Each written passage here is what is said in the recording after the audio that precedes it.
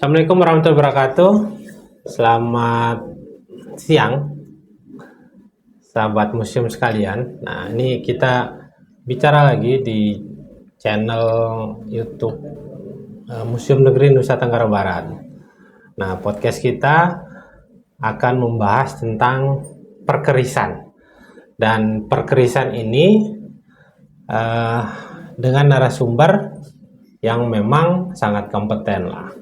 Beliau ini bernama Pak Muhasim. Beliau ini adalah salah seorang kurator warang yang sudah bersertifikat. Jadi kurator warang itu apa? Nanti kita bicarakan. Beliau ini adalah anggota dari Paguyuban Keris Anjani dan ini punya komunitas yang banyak ya. Ya, lumayan Pak, lumayan Pak. Seluruh Indonesia ini atau Bisa kita katakan seluruh Indonesia. Dia ada masing-masing wilayah itu dia diwakili dalam beberapa paguyuban. Nah, ini ternyata jemaah keris ini banyak. Kalau kita buat partai kayaknya cocok lah. Oh, langsung naik jadi presiden dia Pak Kepala. Terima kasih Pak Kepala. Jadi ini Pak Muhasim Langsung naik ya. Kita sapa beliau nih. Baik-baik kabarnya Pak?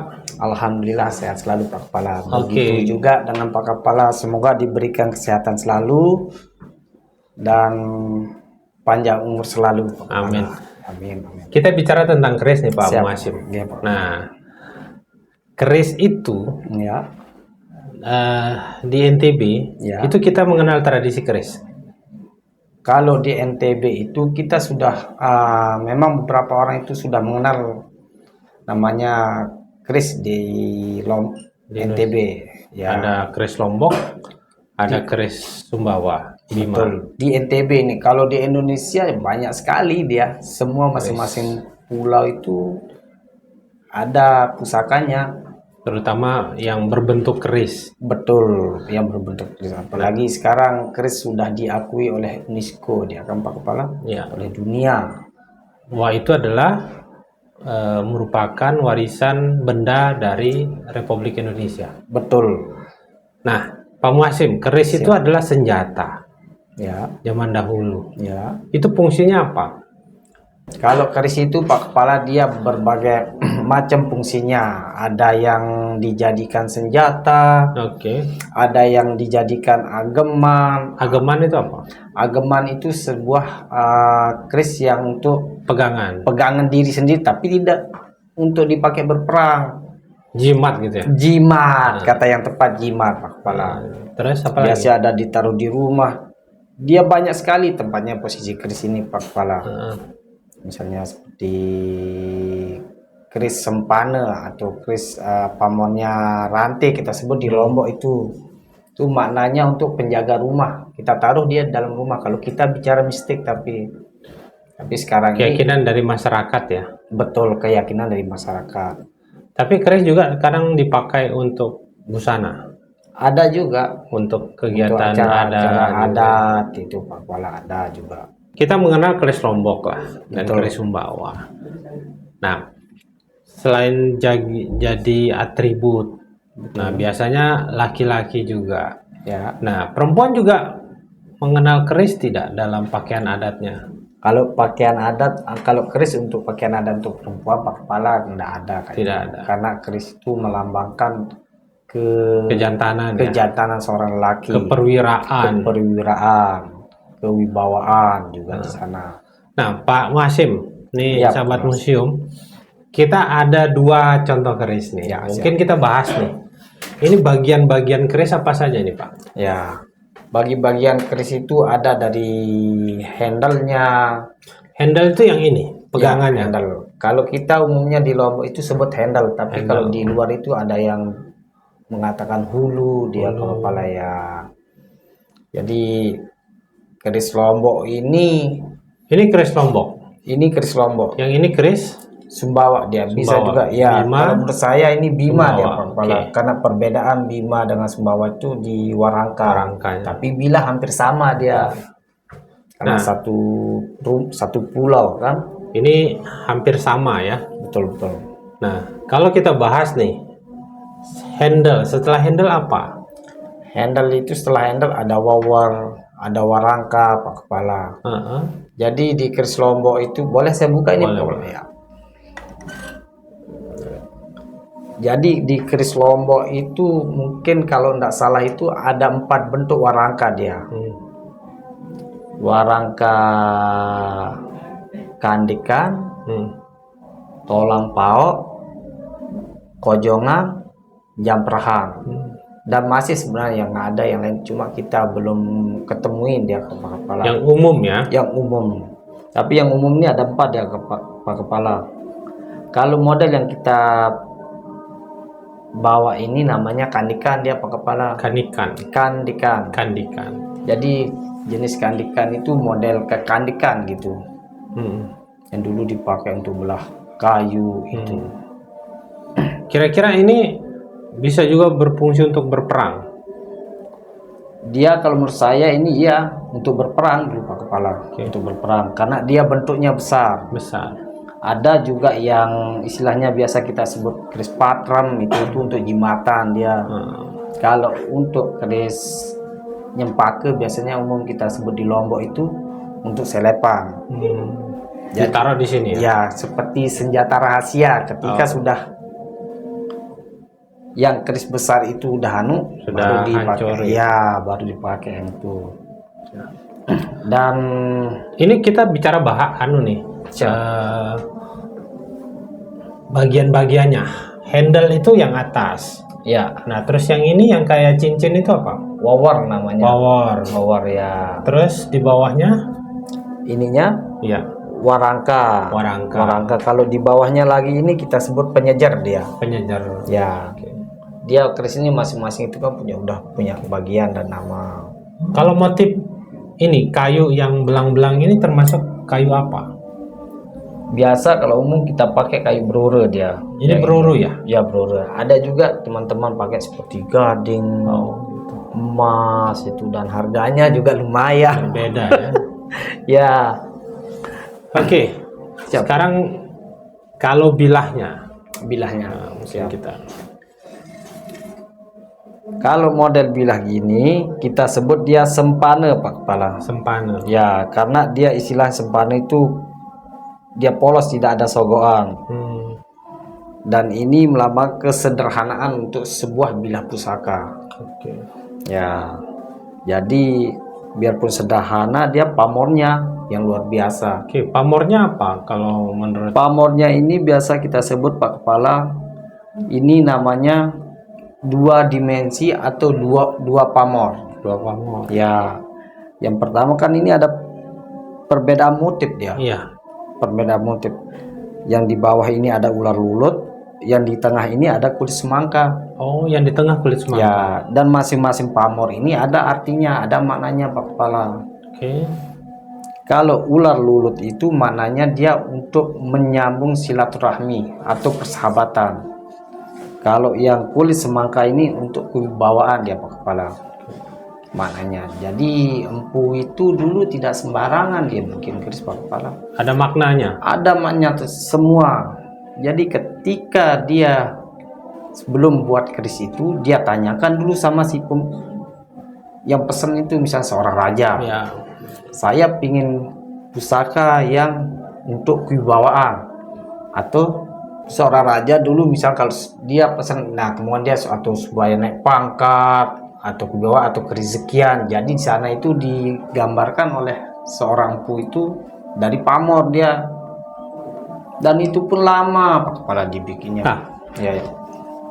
Kalau bilah ini itu terdiri dari apa bahan untuk membuatnya? Bahannya dia bilah ini Pak Kepala, dia terdiri dari baja, besi meteor, sama titanium ada, emas ada dia Pak Kepala. Oh, berarti campuran banyak. Karena orang dulu itu dia tidak, maaf Pak Kepala, tidak kayak seperti sekarang dia Pak Kepala. Kalau sekarang itu kan sudah dibikin dari bahan yang sudah jadi dia Pak Kepala. Seperti besi-besi lama itu. Kalau dulu itu dia tidak sengaja milih besi, yang dia tahu itu bahwa di sana ada mengandung besi. Tapi di sana itu mereka seorang empu itu tidak tahu bahwa itu ada campuran emas, ada campuran perak, ada campuran titanium, Berarti besinya masih besi yang ada di alam. masih besi yang ada di alam. Dia diambil, Diambil. terus dipanaskan gitu Iya. sampai berapa baru dibentuk, dibentuk. Ada tambahan untuk membuat semacam model-model batik, model pamor ini dia menggunakan apa biasanya? Kalau pamor ini Pak Kepala biasanya dia menggunakan, ada yang menggunakan perak atau titanium, dia gunakan di sini. Jadi dia jenis yang cara membuatnya itu dilipat sampai 1000 lipat itu Pak Kepala. Besinya itu ya. Besinya Sehingga dilipat. terbentuk pamor itu. Terbentuk pamor dia. Kalau ini kan pamor biasa kita sebut pamor rekan. Pamor rekan itu istilahnya pamor yang direkayasa, yang dibentuk oleh si empu. Oh, oke. Di keris itu ada 2 jenis pamor. Jadi pamor yang dibentuk. Ya, Tapi ada pamor yang jadi dengan sendirinya juga. ada itu namanya pamor tiban. Tiba.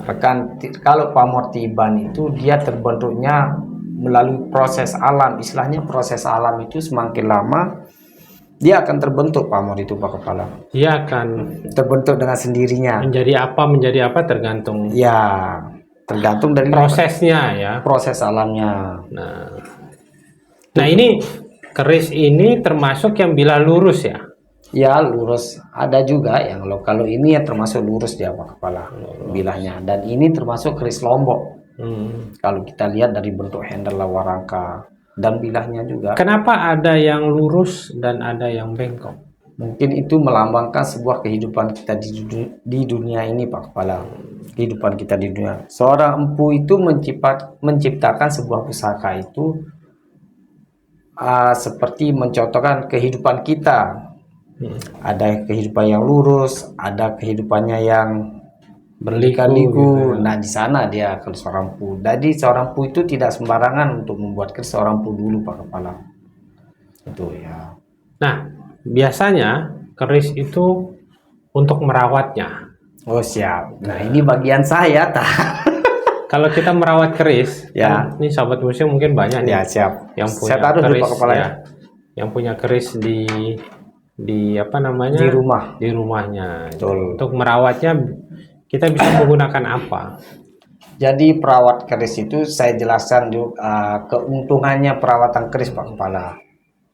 Memang kita harus suruh, ya memang kita harus merawatnya Pak Kepala. Seperti merawat mobil, kalau kita mobil aja kalau tidak dirawat Pak Kepala akan rusak. Iya. Itulah logikanya. Sama seperti keris ini. Pertama, kita akan menghargai sebuah peninggalan leluhur kita Pak Kepala. Jadi cara menggunakan merawat keris itu ada beberapa bahan Pak Kepala di sana. Ada yang namanya warangan, ada yang namanya air jeruk, air kelapa, dan lain-lain. Nah, berarti kita bisa mempraktekkan ya di rumah untuk membersihkan. Biasanya pertama kita menggunakan apa? Tahap pertama untuk menghilangkan karatnya itu. Tahap pertama kalau kita untuk menghilangkan karat itu Pak Kepala kita pakai air kelapa. Air kelapa. Air kelapa karena lebih alami, dia tidak terlalu keras. Ada juga teman-teman yang menggunakan asam sitrat, biasa kita sebut citron. Tapi ya kalau kita pakai air kelapa itu Pak Kepala, kita tidak akan tergesa-gesa dan tidak akan merusak bilah. Kalau kita lagi misalnya ada kerja lain bisa kita tinggal, tapi kalau kita pakai asam sitrat itu harus kita tunggu. Berarti air kelapa itu airnya Ya. terus kita rendam atau kita rendam. langsung gosok. Jangan kita rendam dulu, paling sekitar 2 jam, jarak 2 jam kita sikat, dan itu harus kita kontrol Pak Kepala. Supaya Ke air kelapa baru atau yang sudah lama atau masih kalau baru? untuk proses apa namanya, kalau untuk kita belajar pakai air kelapa baru aja. Kalau takutnya nanti ketika kita pakai air kelapa lama itu dia agak keras dia Pak Kepala. Air kelapa yang lama. Iya keras. Kalau tidak kita kontrol, takutnya bilah rusak nanti. Jadi itu paling tidak 1 jam. Berarti kita kontrol. rendam di dalam anu ya, di dalam tong kita ya, sebut ya. semacam penampungan ya. Penampungan, betul Pak Kepala, betul. Setelah air kelapa kita Setelah air kelapa itu kita lihat dulu dia sudah bersih. Setelah itu kalau sudah bersih, kita pakaikan air jeruk dia Pak Kepala. Air jeruk. Air jeruk itu untuk membersihkan bilah, misalnya bekas minyak atau apa itu. Nah itu kita oles pakai air jeruk. Dan itu biasa kita sebut pemutihan Pak Kepala. berapa lama? Paling sekitar 1 jam lah kurang lebih. Terus, 1 jam. Dan bisa juga istilah tergantung cuaca. Kalau kita gini tuh Pak Kepala. Ya. Kalau cuaca agak mendung mungkin hasilnya kurang bagus. Tapi yang paling bagusnya itu pas waktu panas-panas cerah-cerah itu baru kita manuk dia. Setelah itu Menggunakan warangan namanya. warangan. Kita gunakan warangan itu manfaatnya untuk memisahkan antara pamor sama bilah keris. Untuk membuat pamor itu kelihatan. Nah, supaya kelihatan pamornya. Dia nanti besinya kelihatan hitam, pamornya kelihatan putih. Dan di sanalah seninya sebuah pusaka ini Pak Kepala. Ya. Di sana itu kalau udah ada pamor tuh pakai sekitar mungkin ada 1000 jenis pamor Pak Kepala. Dan itu beda-beda namanya. Di dalam semua anu itu ada. Di pusaka bisa jadi lebih. Karena selama ini hampir ribuan saya lihat kalau masalah jenis pamor itu Pak Kepala. Dan seperti yang kita bilang dari awal tadi, dia ada mananya masing-masing pamor itu tidak sembarangan dibuat. Nah, biasanya masyarakat itu memilih Ya, pamor sesuai dengan kebutuhan. betul sekali sesuai dengan kebutuhan. Misalnya nih kepala desa, Ya, pengen terpilih lagi. Biasanya mereka menggunakan pamor-pamor tertentu, keyakinan masyarakat seperti itu. betul. Untuk Biasanya. naik pangkat gitu ya. Ya, kalau untuk Pedagang juga. pedagang rezekian maksudnya.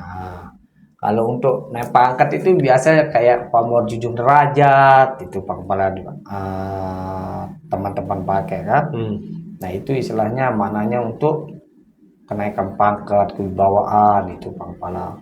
Biasanya masyarakat dulu itu kalau selalu berpergian selalu menggunakan keris ya. Tidak juga, bukan sebenarnya. Kalau menurut saya masyarakat keris ini dulu Pak Kepala yang anu itu oleh di wilayah kerajaan itu pun kalau ada masyarakat paling kelas kiai, tuan guru yang menggunakan. Tidak diperbolehkan orang masyarakat biasa membawa keris zaman itu. Kecuali ada peristiwa-peristiwa tertentu yang memang Kecuali pada peristiwa-peristiwa tertentu. Nah, sekarang di Lombok itu ada yang membuat keris. Sampai sekarang masih ada. Masih ada.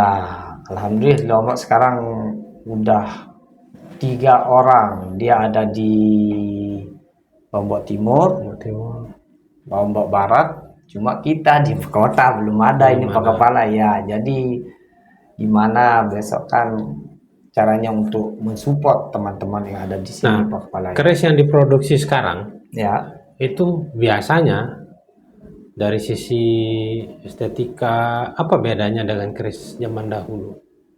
Keris yang diproduksi sekarang sama zaman dulu itu banyak sekali perbedaannya Pak Kepala. Jadi perbedaan pertama salah satunya dari nilai sejarahnya. Jadi kalau zaman dulu seorang raja, patih yang megang sudah tahu dari kerajaan mana. Di sana perbedaannya. Kalau sekarang dia ya kita untuk ada beberapa teman yang pesan-pesan untuk pribadi ada juga Pak Kepala. Tapi kemarin ini kan waktu gelaran MotoGP dijadikan anu ya. Iya, Dijadikan betul. cenderamata. Betul. Ya, kemarin ini dari teman-teman paguyuban yang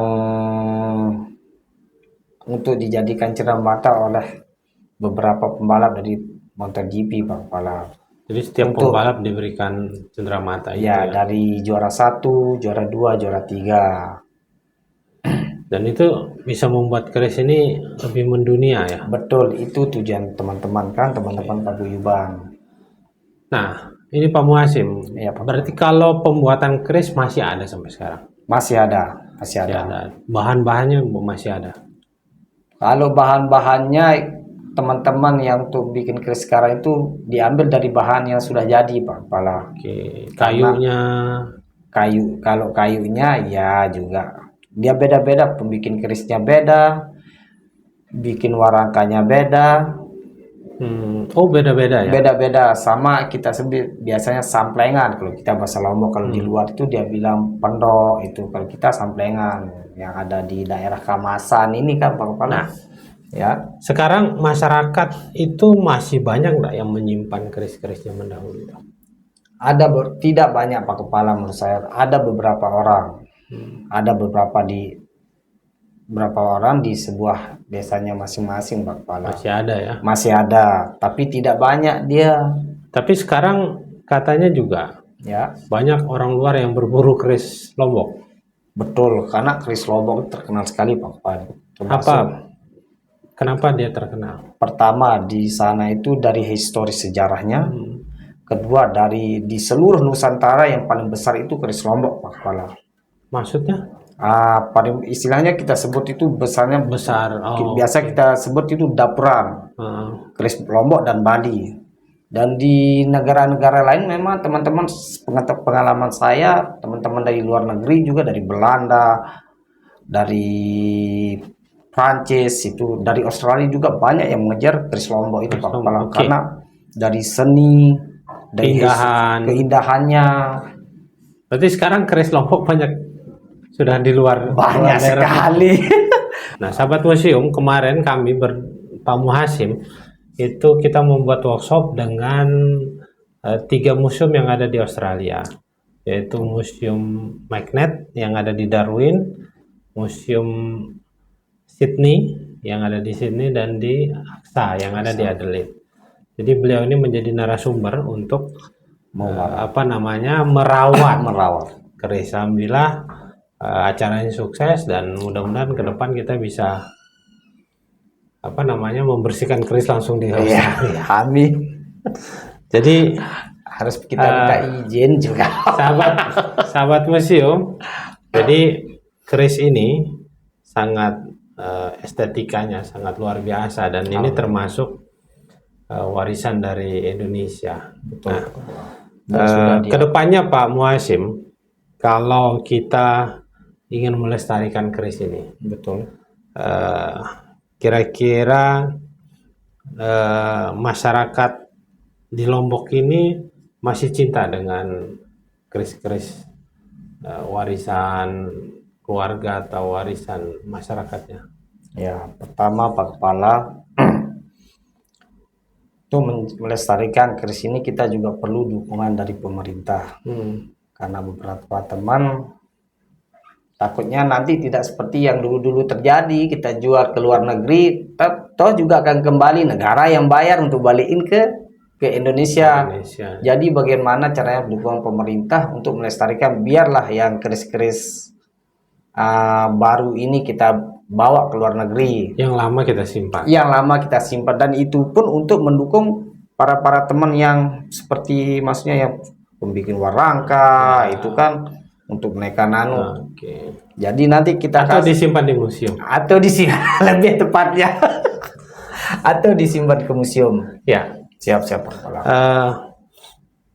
Pak Muhasim, nah saya dengar Bapak juga cukup dekat dengan Pak Menteri Kebudayaan nih, Pak Fadlizon. Beliau kan pencinta keris nih. Oh, beliau banyak sekali kerisnya. Bapak kan pernah ke Fadlizon Library-nya. Alhamdulillah pernah. Berapa kerisnya beliau di sana? Kalau di library itu hampir ribuan dia. Dan beliau juga penghobi sebenarnya, dari keturunan dia. Bukan sekedar untuk gara-gara keris beliau itu mencari jabatan enggak, hobi. Saya yakin beliau itu sangat hobi dengan keris, setahu saya. Sekaligus untuk merawat ya keris-keris. Merawat. Beliau itu banyak keris hampir ribuan. Saya malah catatannya ada 5.000 ya keris. Iya, banyak sekali dan bukan keris saja sebenarnya kalau beliau Pak Kepala. Beliau juga penghobi seperti wayang, Oh gitu. topeng. Dari sebelum menjabat aja beliau sudah punya semua itu karena saking hobinya Pak Kepala. Ya, beliau hobi untuk melestarikan ya. Melestarikan. Dan dia juga penghobi keris Lombok. Betul sekali penghobi keris Lombok. Termasuk keris Sumbawa Bima ya. Iya, seluruh Nusantara Pak Kepala. Saya lihat di buku keris Lombok Bapak ada jadi foto di situ. Bapak jadi narasumber juga di dalam buku itu, Fadlizon itu. Ya, itu sekitar tahun 2000, dari tahun 2012 itu. Oh, 2010 kalau tidak salah. Disusun buku itu ya. Disusun buku itu. Hampir 5 tahun itu kita keliling di Lombok ya. Karena waktu itu memang ada yang dulu buku tapi tidak lalu dianu Pak Kepala. Kalau ini memang betul-betul kita untuk mengangkat nama daerah keris juga. Lombok. Ya. Dan kita juga sangat berterima kasih dengan Bapak Menteri sekarang Karena bisa membuat buku itu. Membuat buku dan mengangkat nama baik Lombok. Artinya kita dapat pengetahuan ya terkait dengan keris Lombok. Oke. Ya, betul. Kira-kira akan ada enggak keris Sumbawa Bima nanti? Nah, itu kita rencanakan, ini harus perlu dukungan dari pemerintah supaya bagaimana caranya NTB ini terkenal dengan pusakanya. Ya, NTB kan merangkum sampai Sumbawa dia. Karena itu juga keluarga di sana, keluarga Pak Kepala. Jadi gimana caranya kita itu minta dukungan dari pemerintah untuk mensupport atau mendukung kita untuk membuat keris Sumbawa juga Pak Kepala. Bukunya tentang bukunya keris. Ya maaf, buku kerisnya betul. Itu sahabat museum, kita dialog kita dengan Pak Muhasim. Beliau ini adalah penghobi keris sekaligus juga ahli warangan yang merawat keris, dan beliau punya banyak pengalaman termasuk tadi proses penghobi keris. Biasanya beliau sering mempertemukan antara kolektor dengan pemilik keris. Ya mudah-mudahan keris kita tidak terjual ke luar negeri. Ya. Minimal tetap ada di Indonesia. Ya, betul. Terima kasih podcast kita. Terima kasih Pak Muhasim. Terima kasih banyak Pak Kepala. Mudah-mudahan besok kita bisa podcast lagi. Amin, amin. Itu sahabat museum. Assalamualaikum warahmatullahi wabarakatuh. Waalaikumsalam warahmatullahi wabarakatuh.